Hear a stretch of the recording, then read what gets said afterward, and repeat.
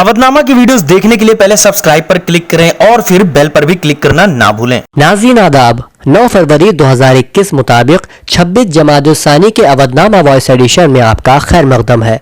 अवधनामा में शाये अहम खबरों में पहली खबर के मुताबिक वजीर आजम नरेंद्र मोदी ने पीर को तीनों ज़रिए क़वानीन पर जारी किसानों की तहरीक वापस लेने की अपील करते हुए कहा कि उनकी हुकूमत गरीबों के लिए वक्फ है और गुर्बत के खात्मे के लिए ज़रूरी इस्लाहात ज़रूरी है। मिस्टर मोदी ने राज्यसभा में सदर के खिताब के शुक्रिया के वोट से मुताल्लिक 3 रोज तक चलने वाली चर्चा पर जवाब देते हुए कहा कि मुल्क में 12 करोड़ किसानों के पास 2 एकड़ से भी कम अराजी है और उन्हें हुकूमत की जानिब से दी जा रही इमदाद का कोई फायदा नहीं मिल पाता। सरकार का इरादा इन इमदाद को इन किसानों तक पहुंचाना है। उन्होंने कहा कि ज़रूरी इस्लाहात गुज़िश्ता हुकूमतों की भी हमेशा से तरजीहात में रही है। उन्होंने इसके लिए साबिक वज़ीर आज़म लाल बहादुर शास्त्री और चौधरी चरण सिंह का भी जिक्र किया।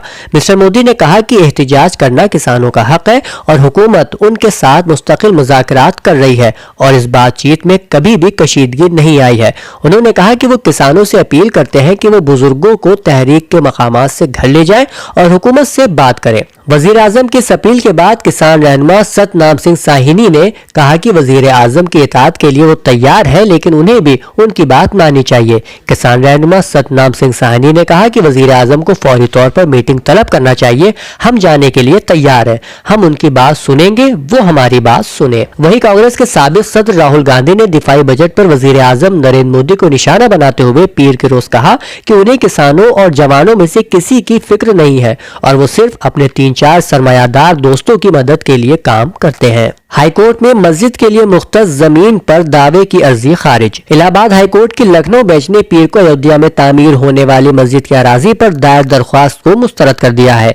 दिल्ली से ताल्लुक रखने वाली 2 ख्वातीन ने यह दरख्वास्त सीनियर एडवोकेट HGP परहार के तवस्सुत से दायर की थी। रियासती हुकूमत की जानिब से additional advocate general Ramesh Kumar Singh ने दरख्वास्त की मुखालिफत करते हुए कहा कि धन्नीपुर में मस्जिद के लिए मुख्तस अराजी के गाटा नंबर दरख्वास्त में मज़कूर नंबरों से अलग है, लिहाजा पिटीशन गलत हक़ाइक़ पर मबनी है और मुस्तरद होने के अहल है। इस पर दरख्वास्त गुजार के वकील HGS परहार ने अपनी गलती कबूल करते हुए दरख्वास्त वापस लेने का मुतालबा किया। इमाम बाड़ा मोहम्मद अली शाह यानी छोटे इमाम बाड़े लखनऊ में विलादत बासादत मासूम आलमियान जनाब फातिमा ज़हरा सलामुल्लाह अलैहा की मुनासिबत से मीर अनीस मिन्हत कमेटी और मसरूर एजुकेशनल सोसाइटी के ज़ेर एहतमाम मुश्तरका तौर पर सैयदतुन निसाइल आलमीन कॉन्फ्रेंस मुनक्कद हुई, जिसका आगाज तिलावत कलाम रब्बानी से नदीम सल्लल्लाहु और कारी मोहम्मद नदीम नजफी ने किया।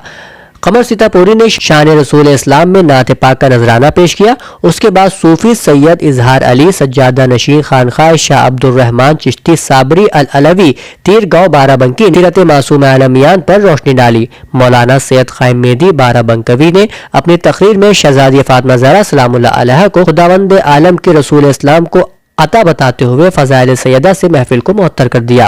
प्रोग्राम की आखिरी तकरीर मौलाना सैयद उरूजुल हसन मिसम की करार पाई।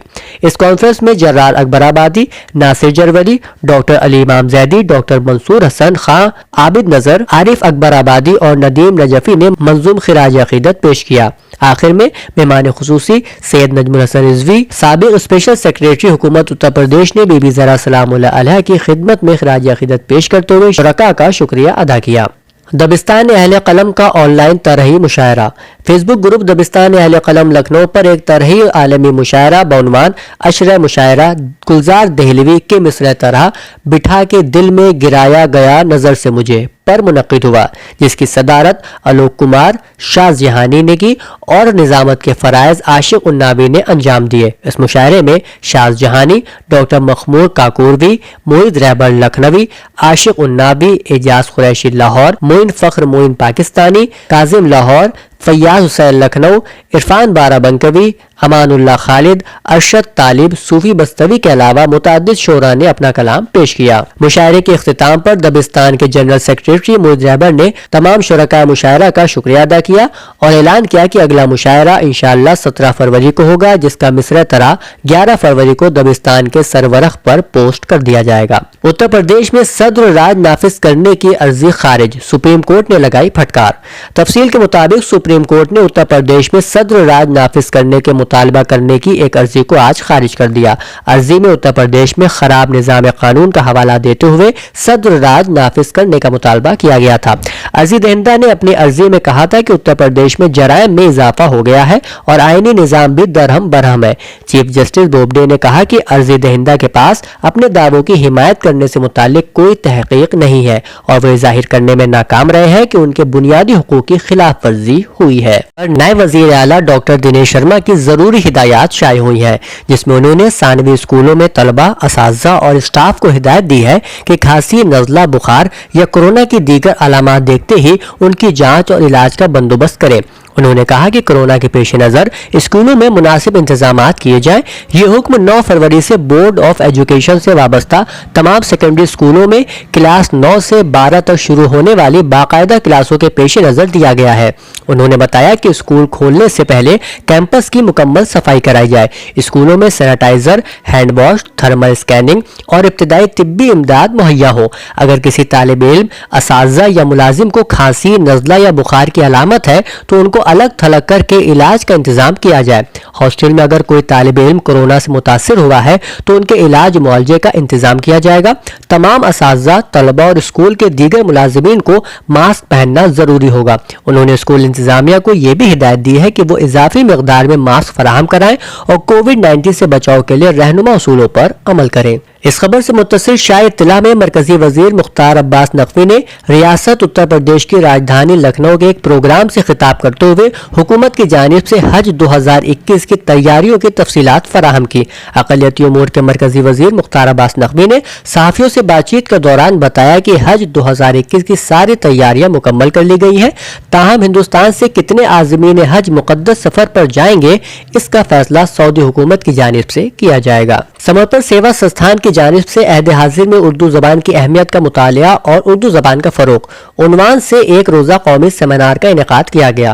قومی کونسل برائے فروغ اردو زبان نئی دہلی کے اشتراک سے منعقد ہونے والے اس سیمینار کا آغاز تمام مہمان کے استقبال سے ہوا۔ سمرپن سیوا سنستھان کے صدر محمد کاشف نے تمام مہمانوں کو گلدستہ پیش کر ان کا استقبال کیا۔ اس کے بعد اس سیمینار کے مہمان ذی وقار ڈاکٹر مسیح الدین خان نے اپنے خیالات کا اظہار کیا۔ سیمینار کے مہمان شرکاء میں سید ڈاکٹر یاسر جمال نے اردو زبان و ادب کی ترویج و اشاعت میں سوشل میڈیا کا کردار کے حوالے سے گفتگو کی، جبکہ پروگرام میں امبیڈکر نگر سے تشریف لائے ڈاکٹر عرفان احمد نے بھی اظہار خیال کیا۔ اس کے علاوہ مفتی راشد احمد، یاسمین بانو اور خوشبو نے اپنے تاثرات پیش کیے۔ پروگرام کے کنوینر محمد عادل، محترمہ زویا، صوفیہ اور نسیم وغیرہ سمیت شہر اور بیرون شہر کے تمام معزز شرکاء نے شرکت کی۔ اودھ نامہ میں شائع عالمی خبروں میں پہلی خبر میانمار سے تعلق رکھتی ہے، جہاں حکومت کا تختہ الٹنے اور آنگ سان سوچی کی رہائی کے لیے احتجاج کرنے والوں کو فوجی حکومت نے خبردار کیا ہے کہ وہ مزید احتجاج نہ کرے۔ سیکیورٹی حکام ابھی تک عوام کے خلاف طاقت کے بدترین استعمال سے باز رہے۔ فوج نے گزشتہ ہفتے آنگ سان سوچی اور ان کی جماعت نیشنل لیگ فار ڈیموکریسی کے درجنوں رہنماؤں کو گرفتار کرتے ہوئے ایک دہائی سے جاری عوامی حکومت کا خاتمہ کر دیا تھا اور اس اقدام کی بین الاقوامی سطح پر شدید مذمت کی گئی تھی۔ ملک بھر میں فوجی بغاوت کی بڑھتی ہوئی مخالفت اور مظاہروں پر سرکاری ٹی وی نے مظاہرین کے خلاف کریک ڈاؤن کا عندیہ دیتے ہوئے خبردار کیا کہ فوجی حکمرانی کی مخالفت غیر قانونی ہے۔ ٹی وی پر اینکر نے حکومتی فرمان پڑھتے ہوئے کہا کہ جو کوئی بھی ریاست کے استحکام، عوام کی حفاظت اور قانون کی حکمرانی کو نقصان پہنچانے کی کوشش کرے گا تو اس کے خلاف قانون کے مطابق مؤثر کارروائی عمل میں لائی جائے گی۔ دوسری خبر میں رہبر انقلاب اسلامی آیت اللہ العظمہ سید علی خامنہئی کا فرمان شائع ہوا ہے۔ آیت اللہ العظمہ سید علی خامنہئی نے امریکہ میں پیش آنے والے حالیہ ذلت آمیز واقعات اور ٹرمپ کی ناکامی کو امریکی طاقت اور اس کے سماجی اور سیاسی انتظام کا زوال اور رسوائی کی علامت قرار دیا ہے۔ قائد انقلاب اسلامی نے ایٹمی معاہدوں اور پابندیوں کے بارے میں یورپی اور امریکی حکام کے بیانات کی جانب اشارہ کرتے ہوئے فرمایا کہ امریکہ اور یورپ والوں کو شرطیں عائد کرنے کا حق حاصل نہیں ہے کیونکہ انہوں نے ہی ایٹمی معاہدے کی خلاف ورزی کی ہے۔ انہوں نے صراحت کے ساتھ فرمایا کہ ایران اپنے ایٹمی وعدوں پر مکمل طور سے اس وقت واپس آئے گا جب امریکہ کی جانب سے तमाम पाबंदियां ज़बानी और तहरीरी नहीं बल्कि अमली तौर पर ख़त्म हो जाएंगी और ईरान को इस बात को यकीन हासिल हो जाएगा कि ये तमाम पाबंदियां ख़त्म हो चुकी हैं। आपने फरमाया कि यह हमारी हतमी और दो टूक पॉलिसी है, इस पर तमाम ओहदेदार मुत्तफिक हैं और कोई भी इससे पीछे नहीं हटेगा। मजलूम फिलिस्तीनियों के मकानात मिस्मार किए जाने की खबर भी यहाँ मौजूद है। इत्तलात के मुताबिक अक़वाम मुत्तहिदा में इंसानी हुकूक के इदारे ने अपनी एक रिपोर्ट में बताया है कि सहूनियों ने मगरबी उर्दून की एक रिहायशी कॉलोनी अल अगवार में वाक़ फिलिस्तीनियों के 69 मकानात को मिस्मार कर दिया है। इस रिपोर्ट के मुताबिक मगरबी उर्दून में वाक़ अल अगवार नामी कॉलोनी में इन मकानात की मिस्मारी के सबब 80 से ज्यादा फिलिस्तीनी बेघर हो गए हैं। अल अगवार कॉलोनी में गासिब सहूनियों ने फिलिस्तीनियों के 25 घरों पर कब्जा कर लिया है। एक और रिपोर्ट के मुताबिक डेनमार्क में 30 लाख खानदानों को बिजली की फराहमी के एक ऐसे मंसूबे की मंजूरी दी गई है जो एक वसी और अरीज मसनूई जजीरे पर तामीर किया जाएगा। अपनी नौइयत का दुनिया का यह पहला तवानाई जजीरा फुटबॉल के 18 मैदानों के बराबर होगा, लेकिन उम्मीद ये की जा रही है कि इसकी वुसअत में 3 गुना इजाफा किया जा सकता है। इस जजीरे पर 200 देवहैकल हवा से चलने वाले टरबाइन लगाए जाएंगे। ये डेनमार्क की तारीख का सबसे बड़ा मंसूबा है और इस पर 34 अरब डॉलर खर्च होने का तखमीना है। ये जजीरा जो साहिल से 80 किलोमीटर के फासले पर समंदर में तामीर किया जाएगा, इसका निस्फ हिस्सा हुकूमत की मिल्कियत होगा, जबकि निस्फ हिस्से की मालिक प्राइवेट कंपनियां होंगी। बिजली पैदा करने वाले इस अनोखे मंसूबे से सिर्फ डेनमार्क की बिजली की जरूरियात को ही पूरा नहीं किया जाएगा, बल्कि हमसाया मुल्कों को भी बिजली फरोख्त की जाएगी। अवधनामा के अदबी मज़ामीन में पहला मजमून प्रोफेसर सगीर इब्राहिम का बनुवान गालिब के एक अहम ममदू इलैह की बाजियाफ्त शाये हुआ है, जिसमें वो लिखते हैं 1969 में आलमी सतह पर मुनक्किद होने वाली गालिब तकरीबात के बाद सैयद अकबर अली तिरमिजी की तलाश जस्तजू की बदौलत रफ्ता रफ्ता जो तहरीरें खुसूसन फारसी खतूत सामने आए हैं, उनसे बांदा से कलकत्ता तक की तफसीली रूदात मालूम होती है। मगर जिस फर्द वाहिद के तवस्सुत से ये मंजरनामा उभरा, उसकी शख्सियत और गालिब जैसे अनापरस्त फनकार की उनसे बेपनाह उनसियत पर भरपूर तवज्जो नहीं दी गई है। मुश्किल घड़ी में काम आने वाली इस मकनातीसी शख्सियत का नाम है दीवान मोहम्मद अली, जिन्हें गालिब ने निहायत ताज़ीम और तकरीम और इज्जो इनकिसारी के साथ मौलवी मोहम्मद अली खां सदर अमीन बांदा कहकर मुखातिब किया है। दोनों की पहले से कोई शनासाई नहीं थी, लेकिन कच कुलाह शायर उनके आबाई वतन से होते हुए आ रहा था। शायद मिट्टी की महक की ये कशिश अपनी जानिब रागिब करती है। दौर हाजिर के मुहक्किकीन और नाक़िदीन ने पर्शियन लेटर्स ऑफ गालिब की इशाअत का खैर मकदम किया, लेकिन मज़कूरा मुसव्वदे की हुसूलियाबी के पस मंज़र को तह बतह खंगालने का जतन नहीं किया।